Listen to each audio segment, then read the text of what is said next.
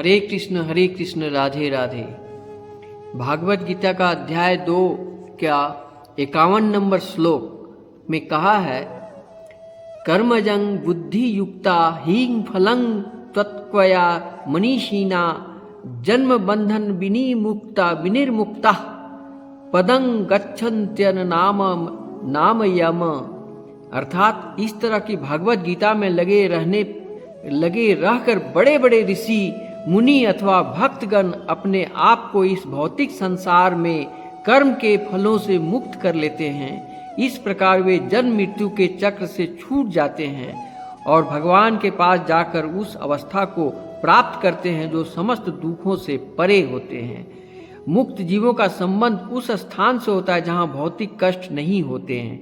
भागवतम 10.14.58 में कहा गया है, श्रमाश्रिता ये पद पल्लवप्लवम महत्पदम पुण्य यशो मुरारे भवाम्बुधिर्वर्तस पदं परम पदम पदम यद विपदांग न तेषाम। जिसने उन भगवान के चरण कमल रूपी नाव को ग्रहण कर लिया है, जो दृश्य के जगत के आश्रय में है और मुकुंद नाम के विख्यात अर्थात मुक्तिदाता है, उसके लिए यह भावसागर गोखुर में समाये जल के समान है। उसका लक्ष्य परम पदम है, अर्थात वह स्थान जहाँ भौतिक कष्ट नहीं है कि बैकुंठ है, वह स्थान नहीं जहाँ पद पद पर संकट हो। अज्ञानवश मनुष्य यह नहीं समझ पाता है कि भौतिक जगत ऐसा दुखमय स्थान है जहाँ पद पद पर संकट है। केवल अज्ञानवश अल्पज्ञानी पुरुष यह सोचकर कि कर्मों से वे सुखी रह सकेंगे, साकाम करते हुए स्थिति को सहन करते हैं। उन्हें यह ज्ञात नहीं है कि संसार में कहीं भी कोई भी शरीर दुखों से रहित नहीं है। संसार में सर्वत्र जीवन के दुख, जन्म मृत्यु जरा और तथा व्याधि विद्यमान है, किंतु जो अपने वास्तविक स्वरूप को समझ लेता है वह इस प्रकार भगवान की स्थिति को समझ लेता है, वही भगवान की प्रेमा भक्ति में लगता है। फलस्वरूप वह वैकुंठ लोक जाने का अधिकारी भी बन जाता है, जहाँ न तो भौतिक कष्ट में जीवन है, न ही काल का प्रभाव है, न मृत्यु है। अपने स्वरूप को जानने का अर्थ है भगवान के अलौकिक स्थिति को भी जान लेना। जो भ्रमवश यह सोचता है कि जीव की स्थिति तथा भगवान की स्थिति एक समान है, उसे समझो कि अंधकार में है, वे स्वयं भगवत भक्ति करने में असमर्थ है। वह अपने आप को प्रभु मान लेता है और अहंकार में चला जाता है। इस तरह जन्म मृत्यु की पुनरावृत्ति का पथ चुन लेता है, किंतु यह समझते हुए कि उसकी स्थिति सेवक की है, अपने को भगवान की सेवा में लगा देता है, वह तुरंत ही वैकुंठ लोक जाने का अधिकारी बन जाता है। भगवान की सेवा कर्म योग बुद्धि योग कहलाती है, जिसे स्पष्ट शब्दों में भगवत भक्ति कहते हैं। तो इस प्रकार भगवत गीता का अध्याय 2 के 51 नंबर श्लोक के अनुसार कहा गया है कि भक्ति मार्ग में अपने आप को समर्पण कर देना ही भगवत भक्ति है। और सतोगुण रजोगुण तमोगुण के अंदर जो मनुष्य हैं, उनको सतोगुण की ओर प्रस्थान करना चाहिए और सतोगुण का सात्विक भोजन, सात्विक आहार, सात्विक सोच, सात्विक कर्म करना चाहिए। और उस कर्म के साथ ज्ञान का होना जरूरी है। वो कौन सा ज्ञान? भगवत ज्ञान।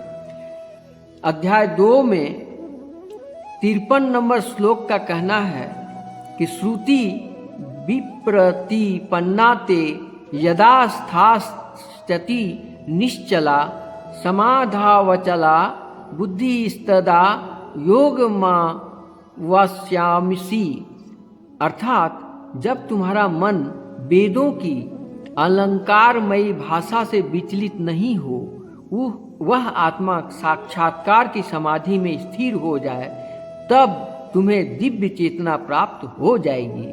अर्थात कोई समाधि में है, इस कथन का अर्थ यह होता है कि वह पूर्णतया कृष्ण भावानाभावित है, अर्थात उसे पूर्ण समाधि में ब्रह्म परमात्मा तथा भगवान को प्राप्त कर लिया है। आत्म साक्षात्कार के सर्वोच्च सिद्धि यह जान लेना है कि मनुष्य कृष्ण का शाश्वत दास है और उसका एकमात्र कर्तव्य कृष्ण भावानामृत में अपने सारे कर्म करता है। कृष्ण भावना भक्ति में व्यक्ति या भगवान के एकनिष्ठ भक्त को न तो वेदों की अलंकारमयी वाणी से विचलित होना चाहिए, न ही स्वर्ग जाने के उद्देश्य से सकाम कर्मों में प्रवृत्त होना चाहिए। कृष्ण भावानामृत में मनुष्य कृष्ण की सान्निध्य में रहता है और कृष्ण से प्राप्त सारे आदेश उस दिव्य अवस्था में समझे जाते हैं। ऐसे कार्यों के परिणाम स्वरूप निश्चयात्मक ज्ञान की प्राप्ति निश्चित है। उसे कृष्ण या उनके प्रतिनिधि गुरु की आज्ञाओं का पालन मात्र करना होता है। इस प्रकार जो दूसरा अध्याय का 53 नंबर श्लोक के अनुसार जो हमारा कर्तव्य है उसे अवश्य करना चाहिए और भगवत मार्ग में जाना चाहिए। इसके बाद में कहते हैं भगवत गीता का से जाना जा सकता है। इसका लक्षण क्या है? सबसे महत्वपूर्ण बात यह है कि कृष्ण भावनाभावित व्यक्ति किस तरह बोलता है, उसकी वाणी भी किस मनुष्य का सबसे महत्वपूर्ण गुण है। कहा जाता है कि मूर्ख का पता तब तक नहीं चलता जब तक वो बोलता नहीं है। एक बने ठने मूर्ख को तब तक नहीं पहचाना जा सकता है जब तक वो बोले नहीं, किंतु बोलते ही उसका यथार्थ रूप प्रकट हो जाता है। कृष्ण भावना भवित व्यक्ति को सर्वप्रमुख लक्षण यह है वह केवल कृष्ण तथा उसकी से संबद्ध विषयों के बारे में बोलता है। फिर तो अन्य लक्षण प्रकट हो जाते हैं जिनका उल्लेख आगे किया गया है। श्रीमद् भागवत गीता का 55 नंबर श्लोक में कहा गया है प्रजाहति यदा कामान सर्वत पार्थ मनोगतान आत्मन्यवे वात्समना तुष्ट स्थित प्रज्ञस्त दोच्यते। अर्थात भगवान ने कहा है, हे पार्थ, जब मनुष्य मनोधर्म से उत्पन्न होने वाली इंद्रिय तृप्ति की समस्त कामनाओं का परित्याग कर देता है और उस जगत में विशुद्ध हुआ उसका आत्मा में संतोष प्राप्त करता है, वह विशुद्ध दिव्य चेतना को प्राप्त कहा जाता है। श्रीमद् भागवतम में पुष्टि हुई है कि जो मनुष्य पूर्णतया कृष्ण भावानाभावित या भगवत भक्त होता है उसमें महर्षियों के समस्त सद्गुण पाए जाते हैं, किंतु जो व्यक्ति अध्यात्म में स्थित नहीं होता उसे एक भी योग्यता नहीं होती, क्योंकि वह अपने मनोधर्म की पर ही आश्रित रहता है। फलतः यहाँ ठीक ही कहा गया है कि व्यक्ति को मनोधर्म द्वारा कल्पित सारी विषय वासनाओं को त्यागना होता है।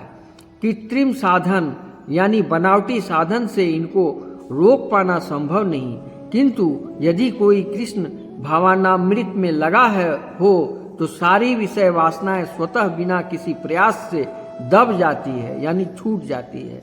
अतः मनुष्य को बिना किसी झिझक के कृष्ण भावनामृत में लगना होगा, क्योंकि यह भक्ति उस दिव्य चेतना प्राप्त करने में सहायक होगी। अत्यधिक उन्नत जीवात्मा महात्मा अपने आप को परमेश्वर का शाश्वत दास मानकर आत्मतुष्ट रहता है। ऐसे आध्यात्मिक पुरुष के पास भौतिकता से उत्पन्न एक भी विषय वासना फटक नहीं पाती। वह अपने को निरंतर भगवान का सेवक मानते हुए सहज रूप में सदैव प्रसन्न रहता है। कृष्ण भक्त यानी भागवत भक्त में जो भी लोग हैं उनका 5 चीज है जिसको देखकर आपको समझ में आ जाएगा कि वो सत्य है या असत्य व्यक्ति है, भागवत भक्त है या नहीं। वो क्या क्या?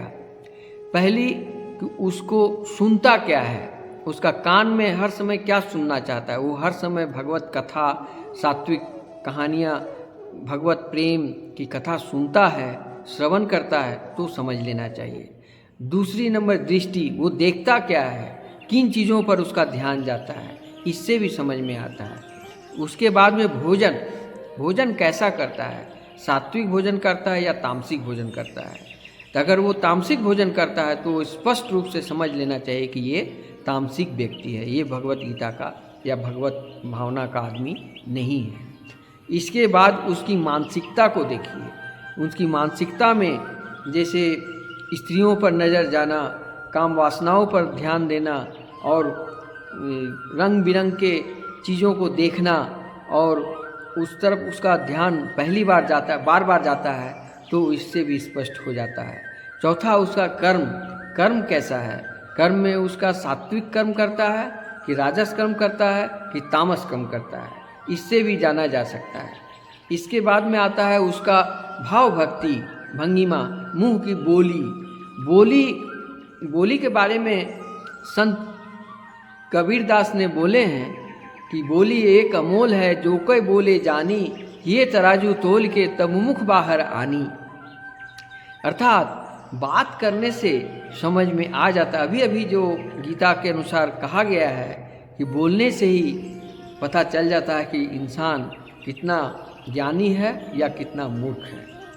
तो इस प्रकार से आज इस कथा से स्पष्ट होता है कि आप ज्ञानी हैं कि अज्ञान है। अगर अज्ञान है, तामसी गुण में है, तो आप भगवत कथा का पाठ करें और ध्यान करें, चिंतन मनन करें, कथा श्रवण करें, तो धीरे धीरे आप सात्विक मार्ग में, भक्ति मार्ग में आ जाएंगे। हरे कृष्ण कृष्ण कृष्ण हरे हरे, हरे राम राम राम हरे हरे। इतना ही कहकर आज की कथा समाप्त है। अगर आपको पसंद आए तो लाइक करें और सब्सक्राइब करें और कमेंट बॉक्स में हरे कृष्णा कृष्णा कृष्णा हरे हरे, हरे राम राम राम हरे अवश्य लिखें, ताकि हमारे सनातन भाइयों को इसमें ध्यान आकर्षित हो और वो ध्यान जाए और सनातन का जय हो, सनातन का डंका पूरे भारत में बजे। जय श्री राम।